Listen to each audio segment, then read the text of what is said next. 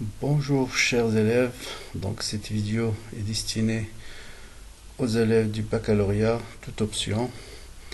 Donc c'est la suite des cours de mécanique. Aujourd'hui on va traiter ce qu'on appelle les lois de Kepler. Donc ces lois sont à la base du mouvement des planètes autour du Soleil ou bien du mouvement des satellites autour d'une orbite qui peut être terrestre ou autre. Bien, rappelons d'abord trois personnes qui ont changé notre vision du cosmos. C'est Copernic, qui est le premier à émettre l'hypothèse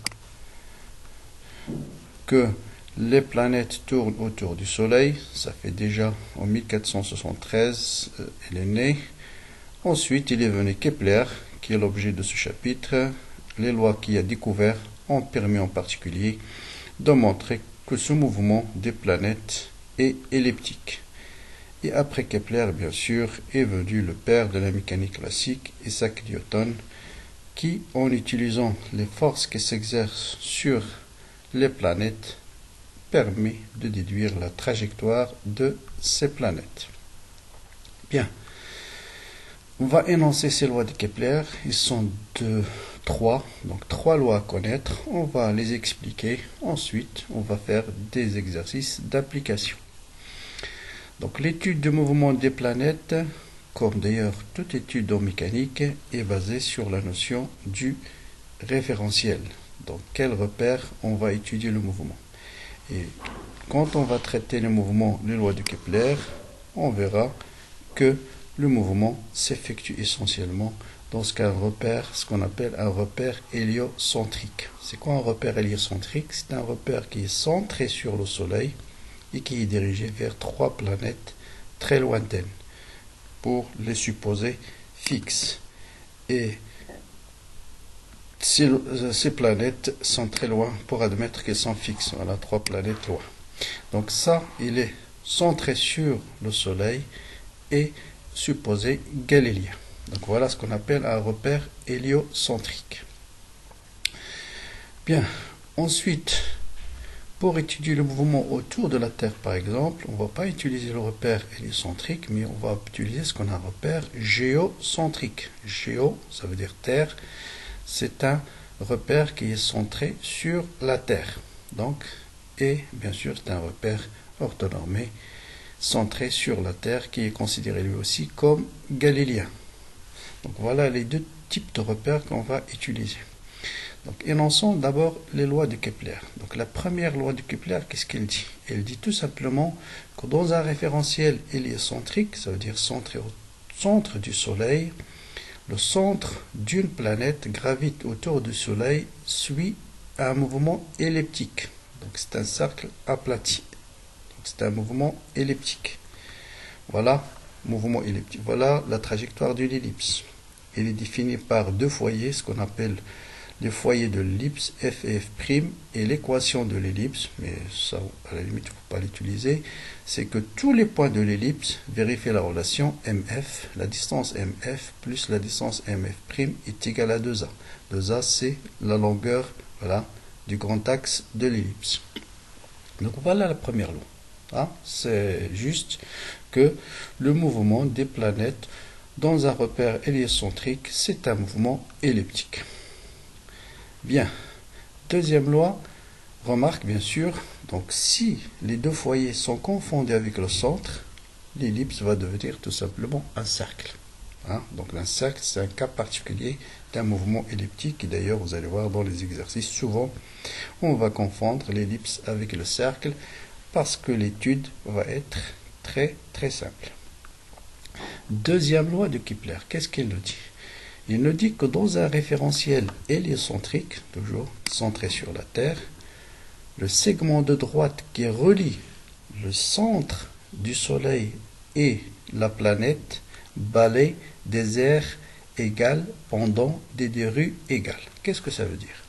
Supposons que vous avez ici une planète P qui tourne autour du Soleil. Supposons que pendant 3 années, la planète s'est déplacée de P1 à P2.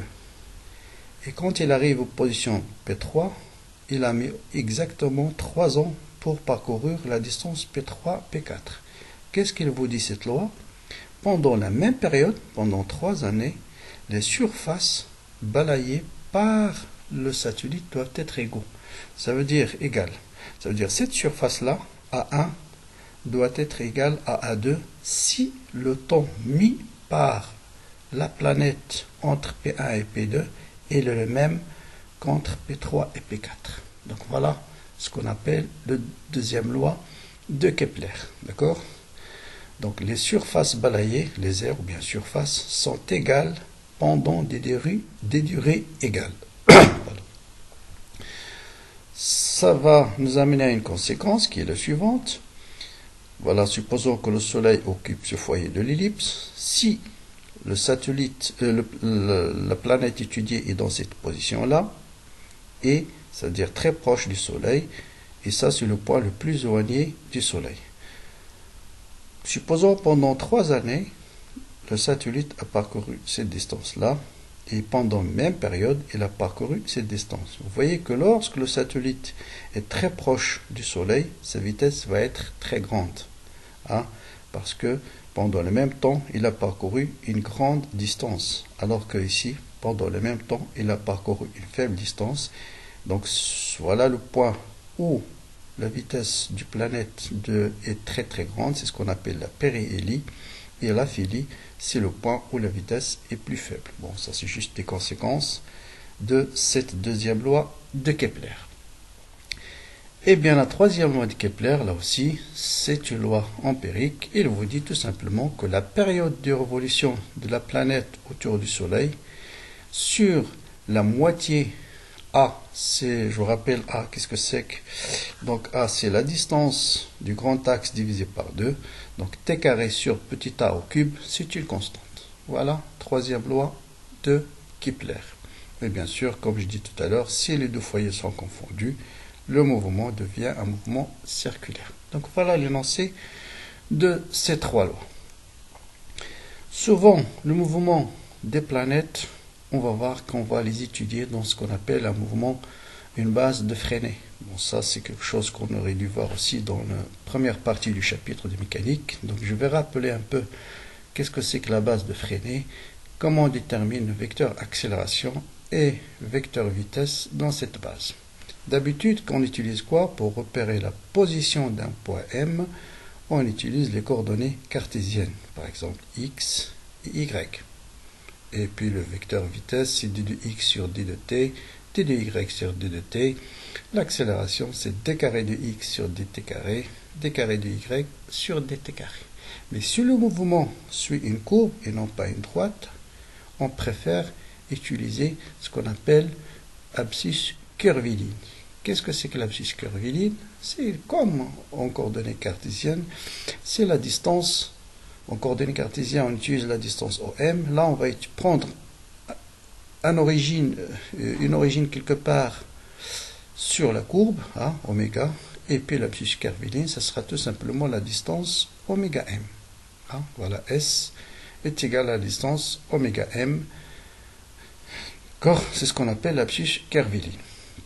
Donc c'est la mesure algébrique de la distance oméga m, et on le note S égale à oméga m. En coordonnées cartésiennes, par exemple, suivant une droite, ça sera x de t est égal à OM. Ici, ça sera la distance oméga m. Donc c'est une abscisse, on l'appelle abscisse curviligne. Pour étudier le mouvement d'une planète lorsqu'elle suit une courbe donnée, on utilise la base de Freinet. C'est quoi cette base? C'est tout simplement une base définie par 2 vecteurs.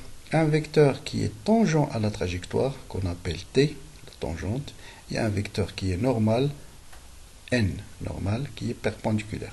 Et vous voyez que cette base-là, elle est mobile. Dans le repère cartésien, on utilise la base IJ qui est fixe. Le point M, il est là, il est là, il est là, et IJ ne bouge pas. Par contre, ici, vous voyez que si le point M il est là, voilà la tangente. Si le point M il est là, voilà le vecteur tangente. Si le point M il est là, voilà le vecteur tangente, par exemple. Donc la tangente va changer. Et bien sûr, si on définit la tangente, la normale, c'est le vecteur qui est perpendiculaire à la tangente. Donc c'est ce qu'on appelle la base de Freinet. Bon, si le mouvement est circulaire uniforme, vous voyez bien que l'abscisse curviligne, en prenant l'origine ici, ça sera la distance PM, c'est l'arc de cercle, et l'arc de cercle qui est égal au rayon du cercle fois l'angle parcouru par le point M. Donc vous voyez, en mouvement circulaire, S de t, c'est tout simplement l'arc parcouru par le point M pendant sa rotation autour du centre. Maintenant, on va définir qu'est-ce que c'est que la vitesse et l'accélération dans cette base de Freinet.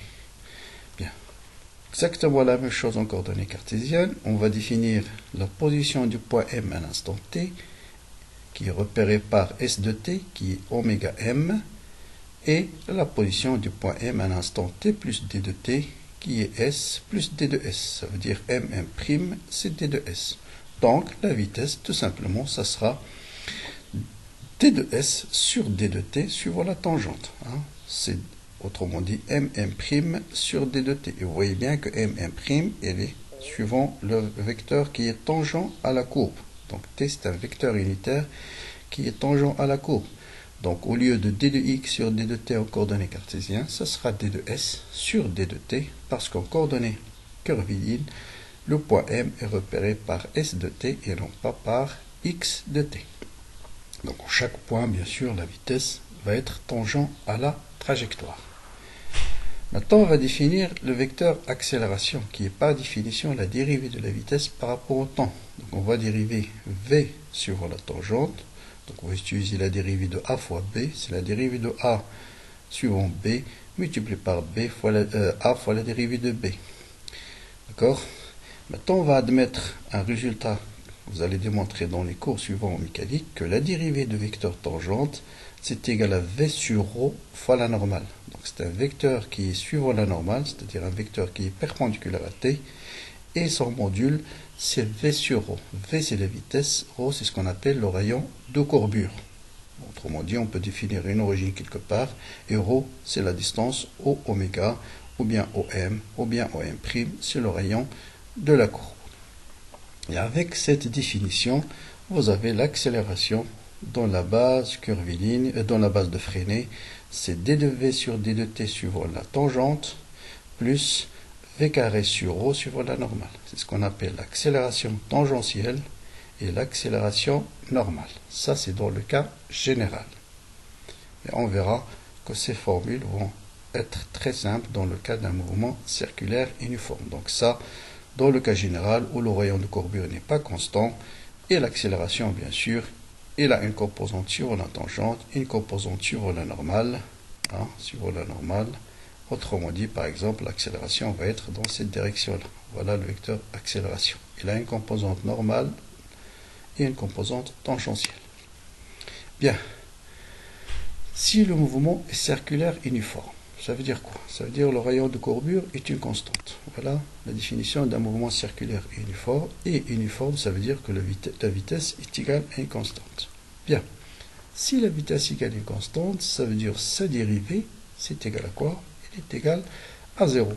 Et en remplaçant dans l'expression de l'accélération de tout à l'heure, d de v sur d de t, ce terme, bien sûr, va être égal à 0, d'après cette relation, et donc l'accélération va se réduire à sa composante normale. Ce qu'on appelle l'accélération va être uniquement suivant la normale. Et c'est ce qu'on appelle les mouvements à force centrale.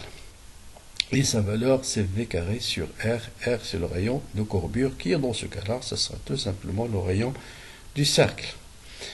Et en appliquant, par exemple, le deuxième loi de Newton, principe fondamental de la dynamique, la somme des forces est égale à m gamma.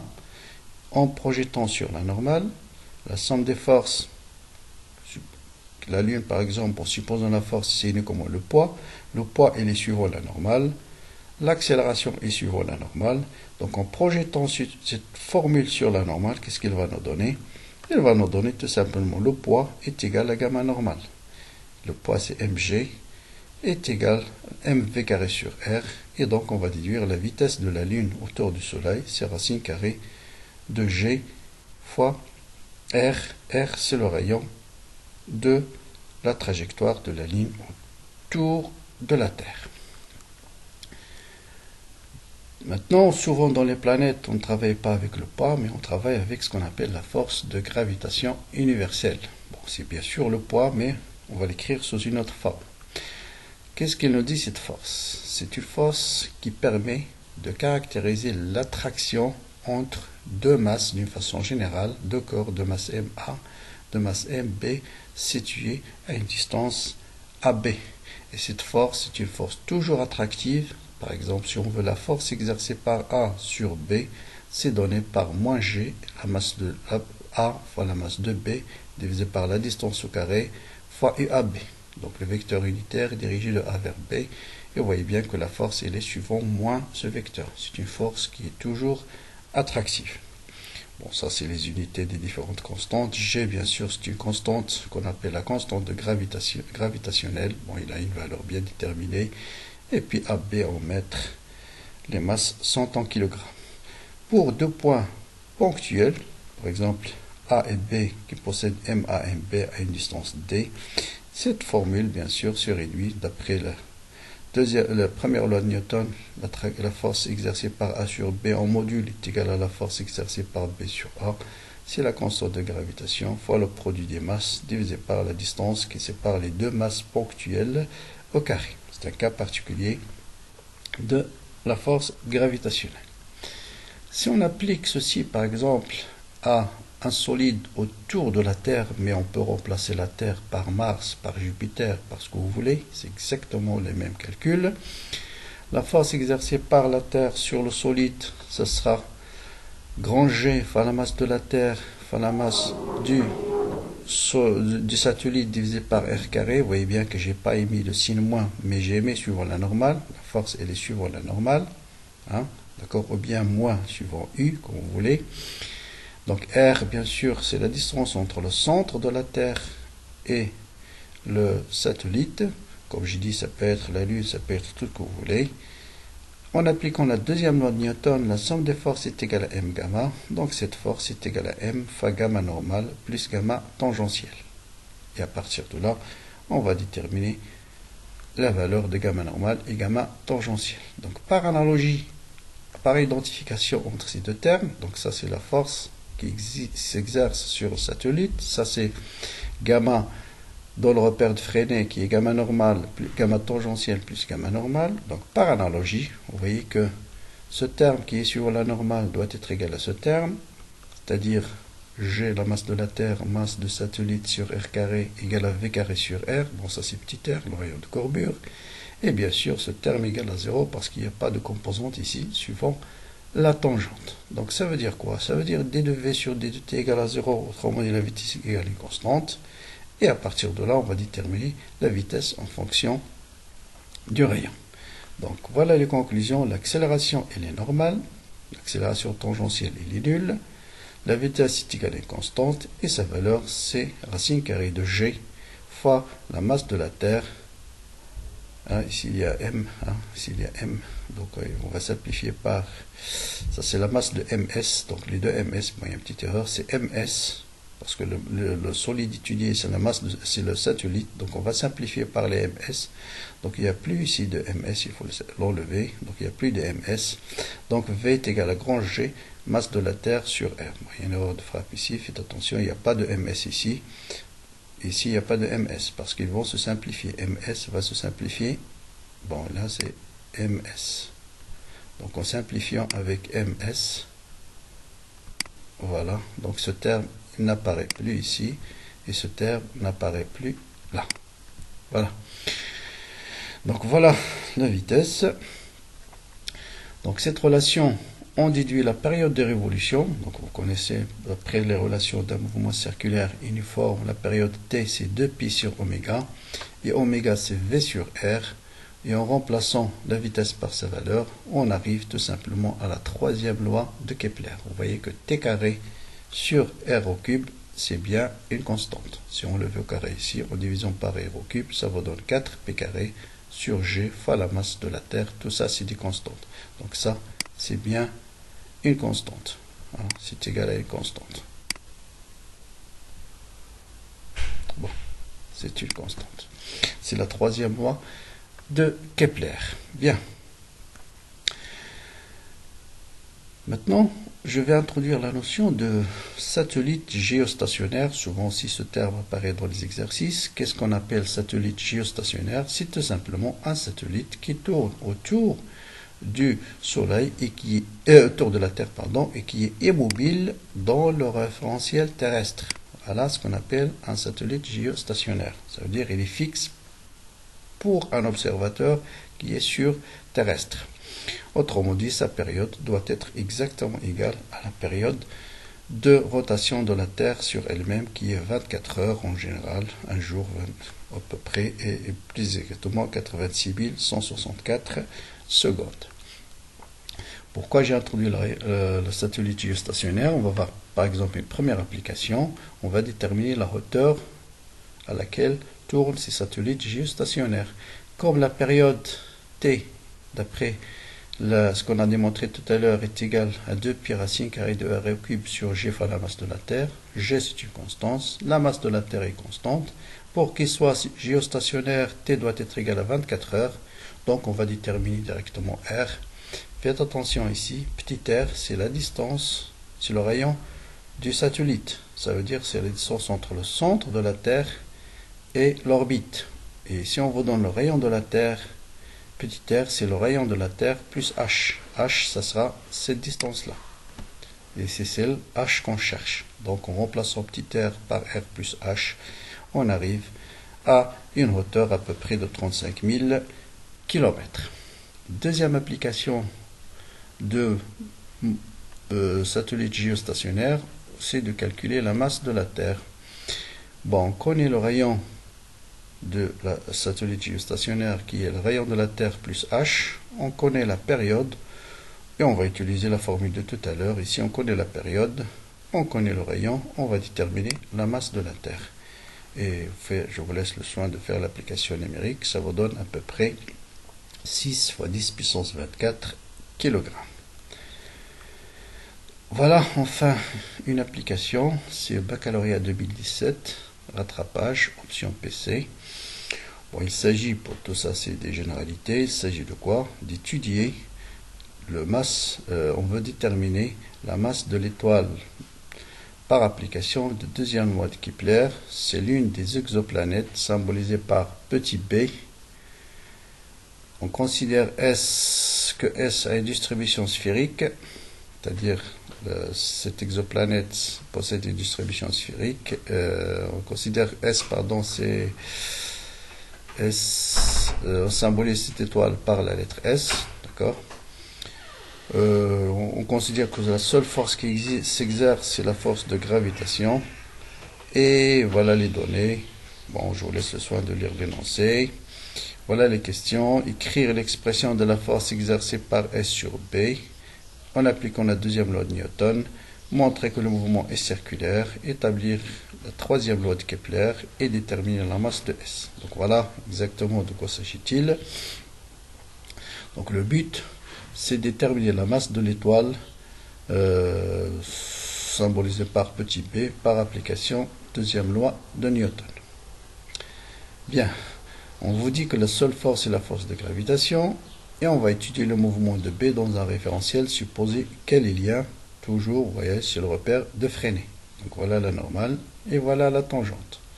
Donc voilà les données, le rayon d'exoplanète B, la période de révolution TB est égale à 5,5 à peu près 10 puissance 7 secondes.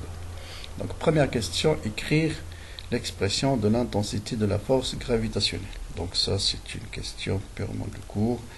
La force exercée par S sur B en module, c'est la constante de gravitation fois la masse de S fois la masse de B sur le rayon RB au carré. Bien sûr, au vecteur, ce sera moins G, et ce sera suivant la normale, suivant le vecteur N. Deuxième question, on vous dit comment montrer que le mouvement de l'exoplanète B est circulaire et uniforme. Vous allez voir, c'est tout simplement des applications de la partie du cours qu'on avait tout à l'heure. Donc, il suffit de faire la projection de cette loi dans le repère de Freinet. Donc, les forces appliquées, c'est la force de gravitation qui est donnée par Bon, il n'y a pas de signe moins ici, hein, c'est suivant n, il y a une erreur, c'est plus, non pas moins. C'est G, M, S, M, N, R, B au carré suivant la normale. Projetant cette relation dans la base de Freinet, d'accord, la force c'est M gamma. Sur la normale, sur la tangente, bien sûr, c'est 0. Donc la force a une composante suivant la normale, donc sa projection suivant la tangente, c'est 0, est égale à la masse de l'exoplanète B fois gamma tangentiel. Ça veut dire gamma tangentiel égale à 0. Suivant la normale, MB fois gamma normale est égal à M, la force elle est suivant la normale, et est égal à M fois gamma normale. Donc ça veut dire ici d de v sur d de t égale à 0. Et là ça veut dire G fois, en remplaçant la force de gravitation par sa valeur, est égal à mb v carré sur rb. Donc de l'équation 1, qu'est-ce qu'on va déduire? On va déduire que la vitesse est égale à une constante. Donc le mouvement est uniforme. Et de l'équation 2, on va déduire que le rayon est constant. Hein, le rayon est constant. Le rayon est égal à un constant parce que v c'est constant. Les deux masses et G sont des constantes. Et par conséquent, le mouvement est circulaire uniforme. Faites attention. La vitesse égale à une constante ne signifie pas que c'est un mouvement circulaire uniforme. Parce que V égale à une constante, mais le vecteur vitesse, lui, n'est pas constant parce qu'il change de direction. Ah, le vecteur vitesse n'est pas constant. Le module il est constant, mais le vecteur n'est pas constant. Donc le mouvement est circulaire uniforme. Question 2, on vous dit de démontrer la troisième loi de Kepler. Bon là toujours, c'est-à-dire T au carré sur R au cube égale à une constante. Toujours d'après l'équation 2, c'est-à-dire le principe fondamental de la dynamique F est égal à M gamma normale, on va déduire la vitesse. Et donc, en remplaçant la vitesse dans la période qui est 2pi sur oméga, et je vous rappelle oméga c'est V sur R, donc on déduit tout simplement que T est égal à 2pi fois R racine carrée de RB sur G fois la masse de S. Bon, c'est exactement la même démonstration que j'ai fait tout à l'heure dans le cours. Et en isolant ce qu'on veut montrer, c'est T au carré sur R au cube, on va calculer T carré en divisant par R au cube. Et vous voyez bien que t carré sur r au cube, c'est exactement une constante, parce que G, c'est la constante de gravitation, et M, c'est la masse du satellite S. Maintenant, on veut déterminer la masse de S, avec les données qu'on donne. Dans la période de révolution de B autour du Soleil, on va déduire la masse MS par la relation, tout simplement, MS. Donc, vous voyez, cette relation, il a beaucoup d'applications. Si je connais la période, je peux déterminer la masse de l'étoile. Et si je connais la masse de l'étoile, je peux déterminer sa période. Connaissant, bon, bien sûr, connaissant deux paramètres, on peut déterminer le troisième. Connaissant par exemple le rayon et M, on peut déterminer la période. Connaissant T et R, on peut déterminer la masse. C'est ce qu'on a ici. En faisant une application numérique, on voit que sa masse, c'est à peu près 10 puissance 30 kg. Donc voilà pour ce chapitre concernant les lois de Kepler. Donc à très bientôt pour d'autres chapitres ou bien pour d'autres applications. Au revoir.